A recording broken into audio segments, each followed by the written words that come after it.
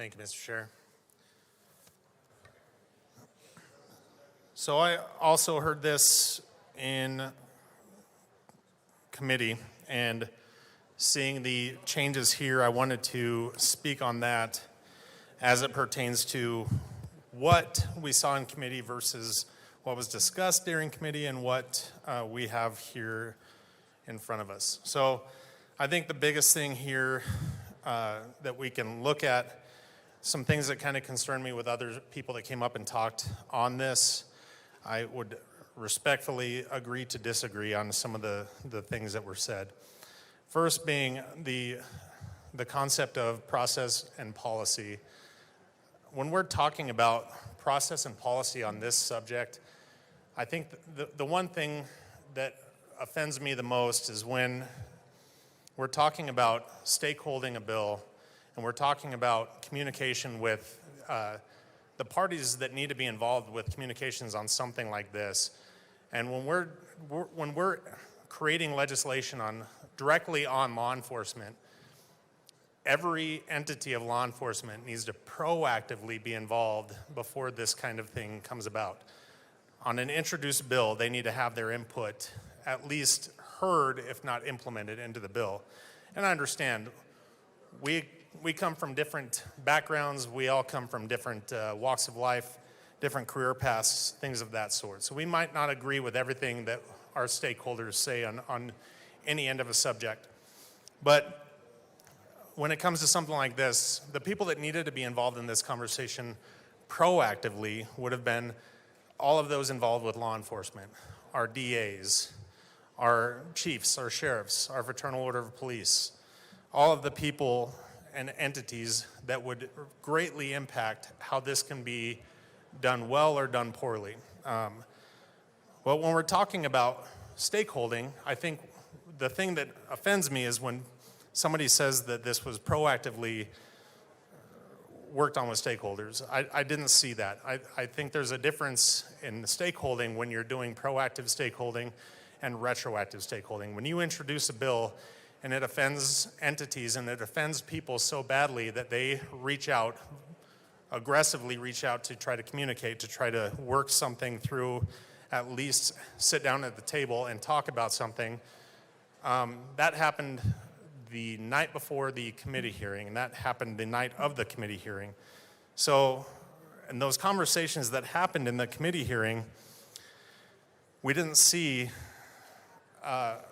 those things in what was essentially a verbal commitment to what was going to be moving forward in this bill. This amendment does not address that with those stakeholders.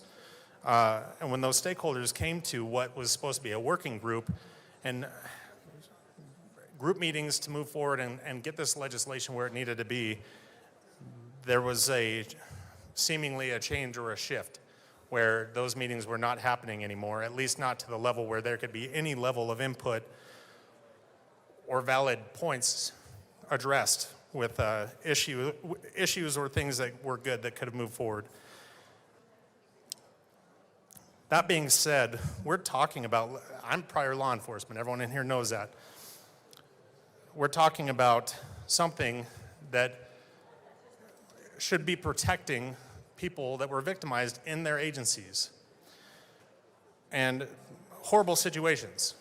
I'm not undermining or I'm not trying to degrade or downplay any of that whatsoever.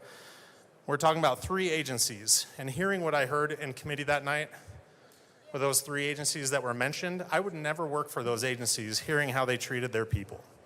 I'm happy to have worked for my agency because even in my agency, we had people that came out about something that they didn't agree with, and they might have felt like they were being treated unfairly afterward.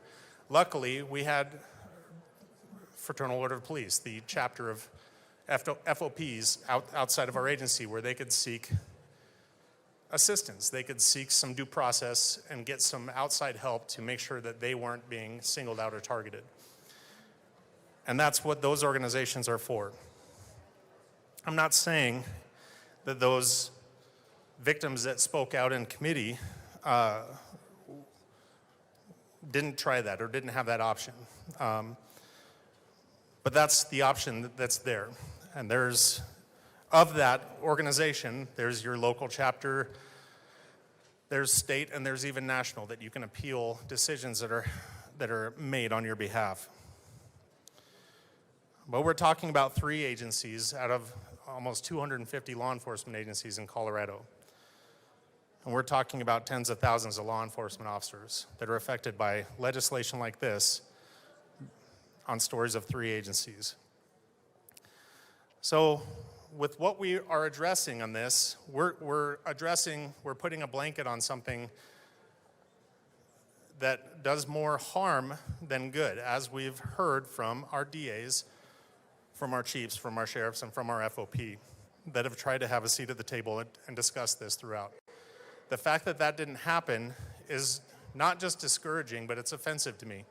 I am offended by the fact that people that are legislating without the law enforcement background have shut out the people with the law enforcement background to actually implement this in the proper way. The things that I heard in committee that night when this bill passed 6-5 were 2 people that made a conditional yes vote, and this bill would have failed in committee had it not been for that. And I'm sure we'll hear more about that today, but that is offensive to me. That is not how we legislate here. We need to legislate better. I requested that the bill be laid over for action only. I think that would have been a good way for committee. The Judiciary Committee is a very well-esteemed committee in this building. And for a bill like this to move out of that committee, flawed, is offensive to me as a member of the Judiciary Committee. We need to legislate better. That committee, we should have done better, and at least laying this bill over for action only and having those conversations before we let it out of committee, and now we're here to the House floor. And we're still discussing the issues that were not addressed in committee. We have a strike below, but we have a strike below that doesn't address the concerns raised by the people that we are directly affecting, the DAs, the sheriffs, and the chiefs, and the FOP.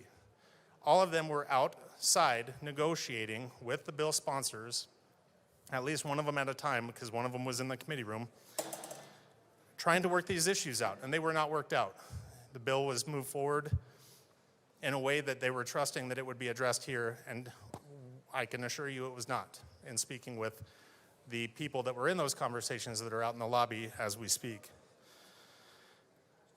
I have spoken with one of the bill sponsors in that I would wholeheartedly get on a bill with this next session to make something that is bipartisan and has everyone at the table involved to make sure that we have something to protect people the proper way from getting erroneously or otherwise placed on the Brady list or the bad officer list without due process, because it's much easier. You can almost be the next day being put on that list.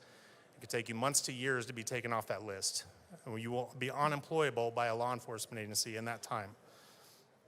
So I think in doing something like this, it's a punitive action that can be weaponized against law enforcement officers. And I'm not saying that it's not going to do good, but it's one of those things that is going to do more harm than good because of the fact of the way the policy and the process was rushed without the communication that it needed to have. And we heard that even from the fiscal analyst in committee, and he did a great job with what he had, but he even said that he was rushed. In his words, he said, my time was compressed, and he was unable to adequately address questions and answers that he needed to make a fiscal note on this bill to show what impact it would make fiscally to the state. So again, when we're talking about process, the process was rushed beyond the means of legislation getting the attention that it needs and the communication and conversation that it needs. And the policy was flawed because it didn't have that time or communication. So we are here debating a bill that has neither of those. It doesn't have what it needs to move forward today. This bill would be great coming back next year in a bipartisan manner with somebody from a law enforcement background being a part of this bill to make it something that it can be without harming the people that we're trying to protect. And as everyone knows, that is my purpose here in a lot of ways, is protecting those that protect us. This does not do that. I encourage you to vote no on this. And with that, I just want to read one of our DAs. First of all, the DA that was spoken about earlier, who wrote about Edgewater Police, also had language or a position on this bill that was in an opposed position. So with that DA opposing this bill, one of our other DAs sent me a message that I'd like to read for you.